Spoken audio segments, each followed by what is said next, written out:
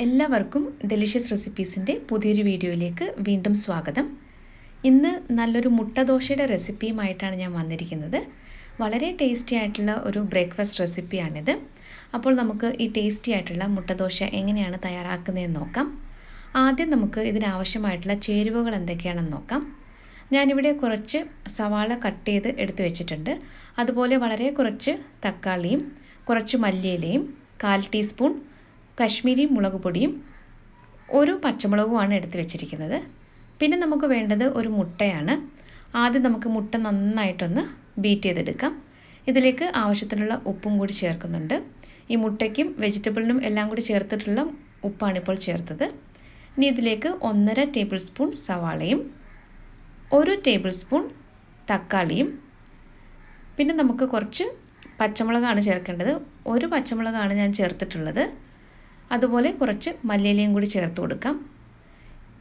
1/4 teaspoon Kashmiri മുളക് പൊടിയാണ് ചേർക്കുന്നത്. ഇനി ഇതെല്ലാം കൂടി നന്നായിട്ട് ഒന്ന് മിക്സ് ചെയ്തെടുക്കാം. ഈ മുട്ടയുടെ കൂട്ട് ഇവിടെ റെഡി ആയിട്ടുണ്ട്. നമുക്കിതൊന്ന് മാറ്റി വയ്ക്കാം. പിന്നെ നമുക്ക് ഇതിന് ആവശ്യമായിട്ടുള്ളത് ദോശമാവാണ്. അപ്പോൾ ഒരു പാൻ ചൂടായി വന്നപ്പോൾ ഒരു വലിയ സ്പൂൺ ദോശമാവാണ് ഒഴിച്ചത്. ഇനി ഇത് നന്നായിട്ടൊന്ന് സ്പ്രെഡ് ചെയ്ത് കൊടുക്കണം. സാധാരണ നമ്മൾ ക്രിസ്പി ദോശയൊക്കെ തയ്യാറാക്കുമ്പോൾ ചെയ്യുന്നത് പോലെ അറ്റം ഒരുപാടങ്ങ് തിന്നായിട്ട് പരത്തരുത്. അപ്പോൾ അങ്ങനെ ചെയ്ത് കഴിഞ്ഞാൽ മുട്ട ഒഴിച്ചു കൊടുക്കുമ്പോൾ അത് പുറത്തേക്ക് പോകാനുള്ള സാധ്യതയുണ്ട്. ഈ ദോശയുടെ മുകൾ ഭാഗം ഒന്ന് ഡ്രൈ ആയി വന്നപ്പോൾ ഒരു 1/2 ടീസ്പൂൺ സൺഫ്ലവർ ഓയിലാണ് ഞാൻ ഒഴിച്ചത്. അതിനുശേഷം ഈ മുട്ടയുടെ കൂട്ട് ഒഴിച്ചു കൊടുക്കാം. ഇനി ഇത് നമുക്ക് നന്നായിട്ട് ഒരു സ്പൂൺ ഉപയോഗിച്ചിട്ട് ഒന്ന് സ്പ്രെഡ് ചെയ്ത് കൊടുക്കാം. അപ്പോൾ ഞാനിത് മുട്ടയുടെ കൂട്ട് ഒഴിക്കുന്നതിന് മുമ്പ് ഒരു 1/2 ടീസ്പൂൺ സൺഫ്ലവർ ഓയിലാണ് ചേർത്തത്. നിങ്ങൾക്ക് നെയ്യ് താല്പര്യമുണ്ടെങ്കിൽ അത് ചേർക്കാവുന്നതാണ്. ഇനി നമുക്കിതൊന്ന് അല്പസമയം കുക്ക് ചെയ്തെടുക്കണം. ഞാനിതിലേക്ക് കുറച്ച് സൺഫ്ലവർ ഓയിൽ വീണ്ടും ഒന്ന് മുകളിലൊന്ന് ഒഴിച്ചു കൊടുക്കുകയാണ്.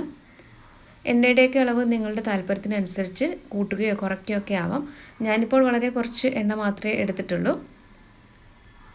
ഇനി നമുക്ക് ഇത് കുറച്ച് സമയം ഒന്ന് കുക്ക് ചെയ്ത ശേഷം ഇതൊന്ന് തിരിച്ചിട്ട് കൊടുക്കണം. അപ്പോൾ മുകൾ ഭാഗം വേവായി കഴിയുമ്പോൾ നമുക്കിതൊന്ന് തിരിച്ചിട്ട് കൊടുക്കാം. വളരെ പെട്ടെന്ന് തയ്യാറാക്കിയെടുക്കാൻ പറ്റുന്ന നല്ലൊരു ബ്രേക്ക്ഫാസ്റ്റ് റെസിപ്പിയാണ്. അപ്പോൾ എല്ലാവരും ഇതൊന്ന് തയ്യാറാക്കി നോക്കിയിട്ട് നിങ്ങളുടെ ഫീഡ്ബാക്ക് പറയാനായിട്ട് മറക്കരുതേ. ഞാനിതൊന്ന് തിരിച്ചിട്ട് കൊടുക്കുകയാണ്. ഇതൊന്ന് തിരിച്ചിട്ട ശേഷം കൂടുതൽ സമയം കുക്ക് ചെയ്യേണ്ട ആവശ്യമില്ല.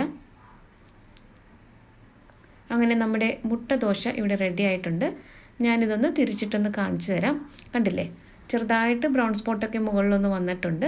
അപ്പോൾ ഇനി നമുക്കിത് പാനിൽ നിന്നും എടുത്ത് മാറ്റാം. അപ്പോൾ ഇത് നമുക്ക് കറിയൊന്നും ആവശ്യമില്ല, ഇങ്ങനെ തന്നെ കഴിക്കാൻ നല്ല ടേസ്റ്റിയാണ്. അതല്ല എന്നുണ്ടെങ്കിൽ നിങ്ങൾക്ക് ഇഷ്ടമുള്ള ഏതെങ്കിലും ചട്നിയുടെ കൂടെ ഇത് കഴിക്കാവുന്നതാണ്. അപ്പോൾ നമ്മുടെ മുട്ട ദോശ ഇവിടെ റെഡി ആയിട്ടുണ്ട്. മറ്റൊരു നല്ല റെസിപ്പിയുമായിട്ട് വീണ്ടും വരാം. താങ്ക്